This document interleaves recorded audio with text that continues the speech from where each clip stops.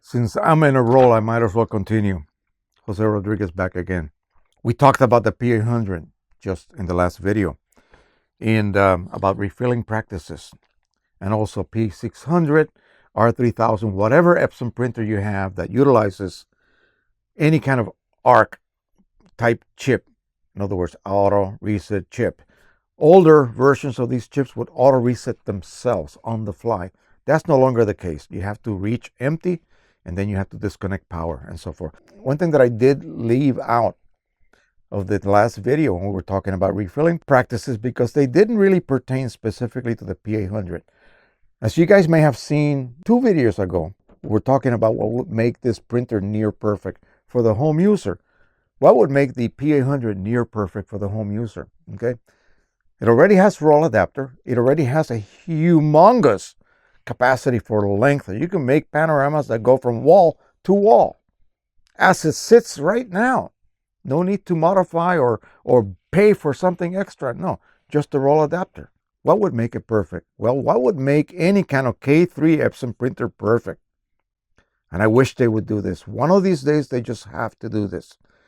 What they need to do, even if they have to make it a little bit wider, just use one of your 11-channel printheads rather than the old 8-channel design that's been around for a long time. I know there has been some electronic updates on these new printheads, but they still only have 8 channels. And guess what? You have to share your 2 blacks with 1 channel. I'm not going to discuss about the problems that occur with that design. And supposedly, the P600 being a stationary printer and also using a 9-color ink set and having, of course, what, an 8-channel printhead, as well as the P800, suffer from this. But supposedly, and this is just, I'm thinking possibly they updated the valve, because I have not heard any kind of problems from any of the users of these 2 printers. So they may have done that, but it would be so much better because it's still wasting ink. It has to not only push out your photo black ink and replace it with matte black, and then when you're done, you have to really push out the matte black ink because you don't want any residue of that ink. You can have a little photo black. So it requires less ink to push out the photo black than it does to push out the matte black ink. It's wasting ink, folks, okay? It's wasting inks. And if you're using refillable cartridges, you could get stuck. You could get stuck where you're performing the switch and you don't have enough ink in the black that you're going to switch to. Yeah. And I've heard reports, and this is not something that I can prove 100%, but I've heard reports that the printer kind of gets locked out and you would have to have a spare OEM cartridge or something like that, because these cartridges must reach empty before they can be reset. So there's no way you can reset that almost empty black cartridge, even if you topped it off, so that it's now full and the printer says, oh, I have enough ink, I will allow you to perform the switch. No. So get rid of that stupid switch. Yes, get rid of the switch, replace it with just an 11-channel, you already have one, Epson, 11-channel printhead, and just add a couple of extra colors. OMG, that would make the P800, I may think twice about keeping this in the condition right now, where it still wastes ink to clean that residue that it develops. I may be having to move to just the P800. Say they add blue and red. That's it. It would then match, sort of. Or add blue and chroma optimizer, because you still have problems with gloss differential. This kills it. This removes the gloss differential with its chroma optimizer. So I call it chroma optimizer, but really it's a gloss optimizer. So yeah, that would be it. Please, Epson, please think about any future printer that you come up in that category, that size. Just use the newer 11-channel printhead. I think that's what they have. I'm not entirely sure, but it's more than 8, that's for sure. Of course, a 9-channel printer would have to be redesigned or designed from scratch at this point, because I don't think there is a 9-channel printer currently in the Epson family. That would be fantastic if they could do that.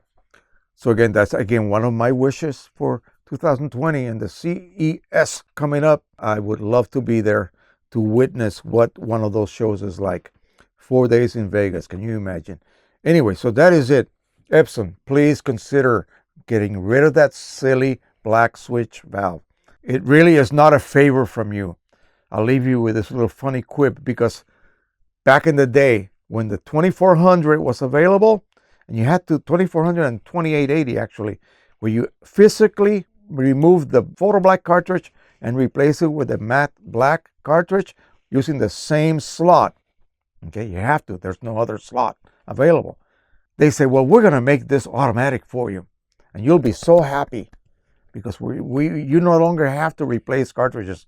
Well, I wouldn't want to do that with a stationary card printer. Imagine how much ink would have to be pushed out. It would be massive. Why would I want that? So the automatic favor that they did for us was supposed to appease us. And yeah, I don't want to sound like an angry so-and-so, but again, I find it kind of silly that they went that route. Okay. Yeah, it wasn't really necessary. Any stationary cartridge printer that utilizes, 8 channels on their printhead, but insists on having a 9-color ink palette, it doesn't make sense to me. Alrighty, enough of that. Next week, we're going to get into some happier subjects. Okay. I was trying to clean up this room and I just realized, gosh, Jose, you got a lot of papers in here. So why don't we just go back and start doing some very basic stuff and start testing some papers. And as of this coming week as well, I'm going to start showing you how I go about doing photo restoration, not from negatives, but from actual damaged prints, old album prints that may have been brown or faded or damaged physically. I will show you how I go about doing that. And again, nothing anyone does in this type of craft of restoration is written in stone. It's whatever works for you. So I'm going to show you my methods, how I go about doing that with Photoshop. All right, so that is it. I hope you guys are looking forward to that. I know a few of you were very interested in that type of process. So thank you once again. As always, don't forget to subscribe, share, and like. Check my descriptions. Check the links below. Do the same thing with my Amazon affiliate page. Have a look at it. See if anything appeals to you. And just order from that page, that site. It's the same as ordering through the regular Amazon. I think a lot of people have a weird feeling about doing that. No, you're still ordering from Amazon. You're indirectly helping the channel. You will pay exactly the same amount of money to the penny. Okay, Amazon is paying me out of their pocket from the money that they make from your purchase. Okay, so you will not lose anything, and you will be helping the channel to at least compete with these early months of the new year that are going to be dismal. I've already seen the results. All right, thank you so much. Happy printing, everyone. Bye-bye.